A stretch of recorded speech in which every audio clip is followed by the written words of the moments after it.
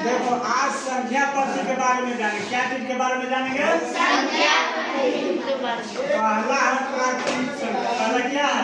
प्राकृतिक संख्या। इसी को इंग्लिश में बोलते हैं नेचुरल नंबर। क्या number? Natural number. Natural number इसका डेफिनेशन है मतलब इसे हम कहेंगे वस्तुओं को गिनने के लिए जिन संख्याओं का प्रयोग किया जाता है, वस्तुओं को गिनने के लिए जिन संख्याओं का प्रयोग किया जाता है उसे प्राकृतिक संख्या कहते हैं। वस्तु के गिनने का मतलब है कोई भी चीज को हम गिनते हैं ना, जैसे बुक ही हो या कुर्सी ही हो या कोई भी पैसा ही हो, तो गिनते हैं तो वो गिनने की संख्या जो है वो क्या कौन सी संख्या है? प्राकृतिक संख्या। अब जैसे एग्जाम्पल में एग्जाम्पल में क्या होता है? उदाहरण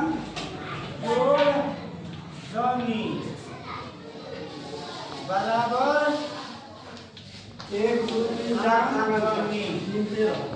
दूसरा पूर्ण संख्या क्या है? पूर्ण संख्या। दो नंबर इसको इंग्लिश में बोलते हैं। प्राकृतिक संख्या में शून्य को शामिल करने पर, प्राकृतिक संख्या में शून्य को शामिल करने पर दो संख्या प्राप्त हो। अब जैसे पहले तो प्राकृतिक संख्या जान गए कि गिनती की संख्या 1 2 3 4 5 वो प्राकृतिक संख्या। इसी में अगर हम शून्य को शामिल कर दें, क्या चीज को? शून्य को, तो वो हो गया पूर्ण संख्या। जैसे में है 0 1 2 3 4 5 6 पहले 0 मतलब लगा देंगे। इसको सूचित भी किया जा सकता है कि जैसे हम शॉर्ट में लिखेंगे कि बार बार अगर लिखना रहेगा कि हम दर्शा रहे हैं कि पूर्ण संख्या, तो इसको बार बार किया जाता है। इसको क्या चीज से? अगर कहीं संख्या लिखा हुआ मिले डायरेक्ट कि n बराबर 1 2 3 4 ऐसे बात कर रहे हैं, इसका मतलब क्या समझेंगे कि प्राकृतिक संख्या। इसका क्या हुआ है कि इसे n से सूचित करते हैं।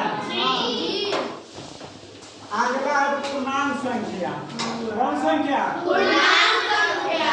Integer number. प्राकृतिक संख्या में जब शून्य तथा ऋणात्मक संख्या को शामिल कर दिया जाता है।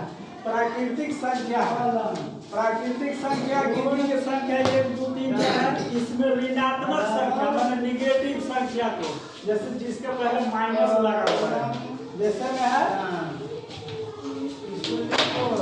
अभी नहीं लिखना है -3 -2 -1 और 0। ये तो प्राकृतिक संख्या जानते ही है कि 1 2 3 ये सब है ना। और बीच में पहले आ गया शून्य। तब प्राकृतिक संख्या में शून्य को शामिल करने पर, प्राकृतिक संख्या है उसमें भी शून्य शामिल करने पर, और तथा ऋणात्मक संख्या को शामिल करेंगे तब बनेगा क्या चीज? कौन संख्या है ये? पूर्णांक संख्या। Integer number. इसको जेड से सूचित करते हैं। क्या चीज से सूचित करते हैं?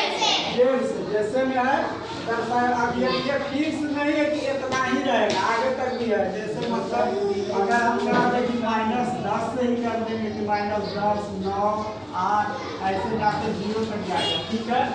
और फिर इसके साथ पॉजिटिव में 1 2 3 ऐसी संख्या जो लिखा हुआ है ये कौन सी संख्या कहलाएगा? पूर्णांक संख्या। अगला है सम संख्या। पहले बताए दिए सम संख्या, इसको इंग्लिश में इवन नंबर कहते हैं।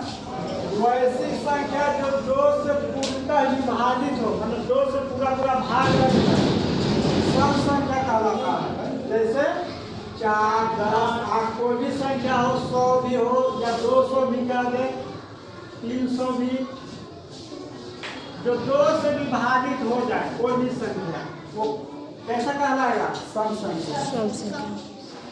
अब देखिए, अब इसका पहचानने का एक और सरल तरीका है कि किसी संख्या का इकाई, ध्यान देंगे इधर, किसी संख्या का इकाई है कि 0 2 4 6 8 हो। इकाई के अंत में, इकाई के अंत में कोई बड़ा संख्या लिखा हुआ है। जैसे में मान लिया जाए 6 7 8 6। इकाई का अंक इधर से गिनते हैं, तो इकाई में कौन सा संख्या है? 6। तो नोट में बताओ कि लास्ट में कोई भी हो 0 2 4 6 या 8। तो लास्ट में तो इसके इकाई क्या करते हैं, कौन सी संख्या 6 है। तो ये पूरा संख्या सम संख्या कह सकते हैं क्योंकि ये 2 से विभाजित हो सकती है। अगला है विषम संख्या। कौन संख्या? विषम संख्या। वो ऐसी संख्या जो वाली लिखा गया है, जो 2 से पूर्णतः विभाजित नहीं हो, जो 2 से पूर्णतः विभाजित नहीं हो, मतलब सम संख्या का उल्टा। जो 2 से विभाजित हो वो सम संख्या होगा, और जो 2 से विभाजित न हो विषम संख्या कहलाएगा। जैसे 1, 3, 5, 7, 11, 19। अब 21 भी है जो 3 से विभाजित नहीं होगा, 27 भी है, 25 भी है ना। ये सब कौन सी संख्या होगा? इसको 2 से भाग देंगे, ये सब कटेगा? नहीं कटेगा। अगला देखिए अभाज्य संख्या। अभाज्य प्राइम नंबर, जो संख्याएं स्वयं मतलब खुद से तथा एक के अलावा किसी अन्य संख्या से विभाजित न हो उसे अभाज्य संख्या कहते हैं। इसका एग्जाम्पल नहीं लिखा जाएगा। चलिए बोलिए। ऐसे में है 2, 3, 5, 7, 11, 13 ऐसा संख्या जो एक के अलावा किसी अन्य संख्या से न कटे। अब जैसे में 2 है तो कहेगा कि 2 तो सम संख्या है। हाँ अभी बताए तो 2 सम संख्या है, लेकिन ये अभाज्य संख्या है क्योंकि 2 जो है ये खुद से कट सकता है और 1 से कटेगा। ये पहला संख्या है ना। अब देखना है कि 11 है, 13 है, ये सब संख्या है जो खुद से कटेगा और 1 से कटेगा, उसके अलावा किसी अन्य संख्या से नहीं। अगला है सअभाज्य संख्या, इसको को-प्राइम नंबर बोलते हैं। ऐसी संख्या के जोड़े जिनके गुणनखंड में 1 के अलावा कोई भी उभयनिष्ठ गुणनखंड न हो, सअभाज्य संख्या कहलाता है। जैसे में है 2, 3, 3, 4, 5, 6। आप देखना है इसमें एग्जाम्पल के तौर पर और समझा दे रहे हैं कि गुणनखंड न हो। उभयनिष्ठ गुणनखंड का मतलब हुआ कि मान लीजिए कि 8 और 15 दे देते हैं। 8 और 15 रुका 8 और 15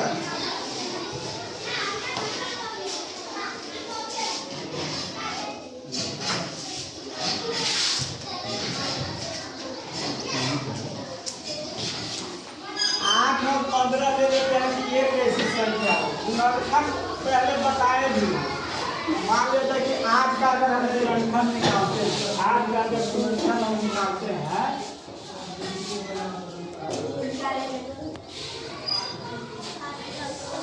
1 होगा, 2 होगा, 4 होगा, 8 कौन सी गुणनखंड कितना होगा? जैसे 1 से कटेगा 2 से 4 से 8 से। ठीक है, ये तो समझ आ रहा है ना। आप 15 का करेंगे 1, 3,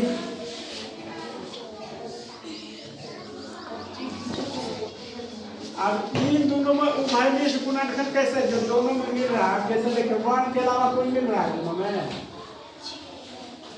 कोई मिल रहा है इसमें? नहीं सर। अब नहीं मिला तो इन दोनों का उभयनिष्ठ 1 है, इसलिए अगर हम इसको कह सकते हैं कि 8, 15 भी जो है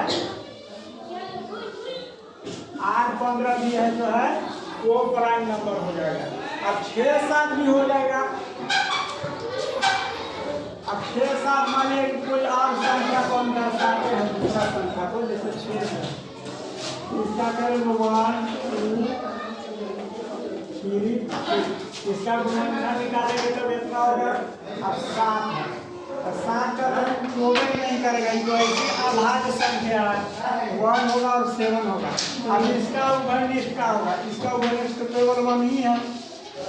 तो 6, 7 भी जो कोटि होगा वो प्राइम नंबर। सअभाज्य संख्या, सअभाज्य का मतलब जोड़ा में रहे। 6, 7 भी हो जाएगा, बहुत सारे इस तरह के संख्या है जो को प्राइम नंबर आ जाएगा। ठीक है।